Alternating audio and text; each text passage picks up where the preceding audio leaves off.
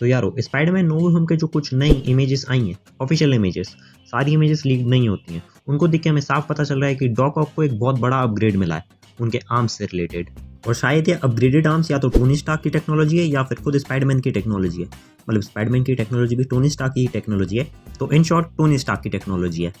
Spiderman no वे home आने वाली है, ये बात तो सबको पता है। और इस मूवी में Marvel cinematic universe most probably बाकी यूनिवर्स से कोलाइड करेगा, जहाँ पे बाकी स्पाइडरमैन रहते हैं।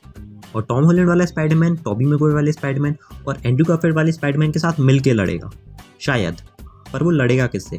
जिससे वो लड़ने वाला है उसमें से एक की झलक हमें ट्रेलर में दिखी काफ़ी सारों की थी, पर जो पूरी तरीके से पूरा दिखा था वो था हमारा एल्फ्रेड मोलिना का डॉक्टर ऑक्टोपस, जिसे लास्ट टाइम हमने 2004 की सैम रेमी वाली स्पाइडरमैन 2 में देखा था। और फैन तो यही चीज़ की उम्मीद लगाए बैठे हैं कि टॉम हॉलैंड बाकी स्पाइडरमैन के साथ कोलैब करे और फिर जो सिनिस्टर 6 वाली भेलपूरी मची है उस सबको अकेला, मतलब वो 3 लोग मिलके हराएं।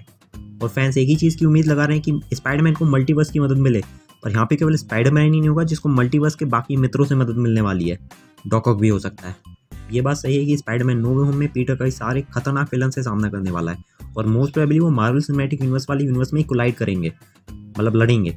और मार्वल सिनेमैटिक यूनिवर्स में विलन्स को ऑफर करने के लिए भी बहुत कुछ है, मतलब हीरोज को तो है ही, पर विलन्स को भी यूनिवर्स बहुत कुछ ऑफर करता है, बहुत कुछ। जैसे कि एल्फ्रेड मोलिना के डॉक्टर ऑक्टोपस की जो मतलब लीड नहीं यार, ऑफिशियल इमेज आई थी, उसमें उनके मैकेनिकल आर्म्स में हमें रेड और गोल्डन की झलक दिख रही है। और अगर तुम मार्वल को फॉलो करते हो, मतलब नहीं भी करते हो, तो तुम समझ रहे हो कि रेड और गोल्डन किस कैरेक्टर के साथ एसोसिएटेड है। पता है? Captain Marvel. समझ गए तुम लोग, छोड़ो। तो ये हो सकता है कि डॉक ऑक ने एमसीयू की टेक्नोलॉजी का इस्तेमाल करके अपने टेंटिकल्स को ही इम्प्रूव कर लिया हो।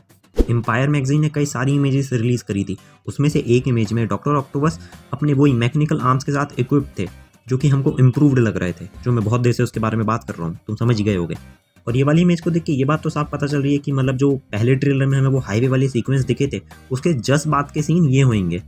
और ये सीन मोस्ट प्रोबेबली जब का होगा जब डॉक ऑक पीटर को कन्फ्रंट कर रहे थे, मतलब उससे बातचीत कर रहे होंगे, बातचीत।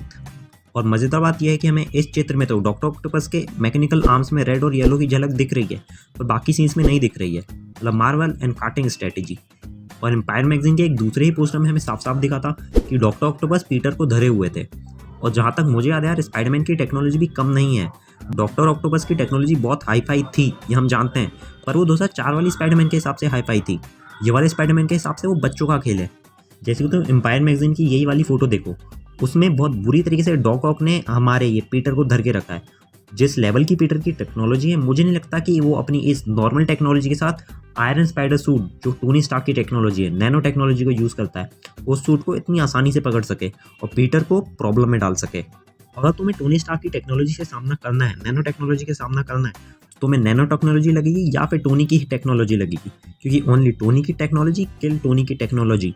और एक और पॉसिबिलिटी ये हो सकती है, क्योंकि उसने स्पाइडरमैन को पकड़ के रखा है, तो शायद डॉक्टर ऑक्टोपस उसके नैनोबॉट्स थे, मतलब वो नैनो टेक्नोलॉजी वाला सूट है ना, तो उसमें नैनोबॉट्स होंगे, उसको ऑब्जर्व कर रहे होंगे, जिससे कि उसके आर्म्स में स्ट्रेंथ आ जाए, जो कि खुद टोनी स्टार्क की टेक्नोलॉजी है। मतलब अलग ही लेवल की चीज़ हो रही है यहाँ पे। और जब वो स्पाइडरमैन का ये आयरन स्पाइडर सूट को पूरा ऑब्जर्व कर लेगा, तो तब उसके पास सूट नहीं होगा, जो उसकी कुछ सबसे ज़्यादा पावरफुल स्ट्रेंथ में से एक है। तो अब यार ये तो पहली थ्योरी थी, अब वीडियो एक है तो यार मैं 2 वीडियो नहीं बना रहा हूँ, एक और थ्योरी बताता हूँ कि यार ये बात तो सही है कि डॉक्टर ऑक्टोपस बहुत बड़ा जीनियस था, बहुत बड़ा। मतलब उसने एक छोटे से सन को हार्नेस कर लिया था, मतलब वो लिटरली सन नहीं था, वो सन जैसा ही था, पर वो पूरे शहर को ख़त्म करने की ताकत रखता था। और जहाँ तक हमें पता है कि ये वाला डॉक्टर ऑक्टोपस डायरेक्ट वहीं से आया, मतलब जहाँ पे स्पाइडरमैन में उसकी कहानी खत्म हुई थी, उसकी कहानी यहाँ पे वहीं से शुरू हो रही है, मतलब कंटिन्यूटी में है। मैं नहीं बोल रहा हूँ ऐसे, मतलब ऑफिशियल खबरें हैं। तो जब वो इस यूनिवर्स में आया हो तो हो सकता है उसकी बुद्धि फिर से भ्रष्ट हो गई हो और इस बार वो चला गया हो एवेंजर फैसिलिटी या फिर शील्ड, टोनी स्टार्क की टेक्नोलॉजी चुराने के लिए, जिससे कि वो फिर से अपने ये सिनिस्टर पर्पसेस को अंजाम दे सके। टोनी स्टार्क की टेक्नोलॉजी के साथ ही वो पीटर को हरा सकता है, क्योंकि उसका रीज़न मैं पहले दे चुका हूँ। और इसके साथ पीटर अब तक जितने भी दुश्मनों से टकराया है वो सब टोनी स्टार्क के बनाए हुए ही थे या फिर उसकी टेक्नोलॉजी यूज़ कर रहे थे। तो यारो बस आज के लिए इतना ही था। अगर ये वीडियो अच्छा लगा तो लाइक कर सकते हो, चैनल अच्छा लगा तो सब्सक्राइब कर सकते हो, और यार स्पाइडरमैन का इंतजार तो तुम कर ही सकते हो, मतलब कर ही रहे होगे। तो बस मिलता हूँ तुमसे अगली वीडियो में, तब तक के लिए बाय बाय। स्पाइडरमैन वाला वेब साउंड था, कुछ और नहीं था बे।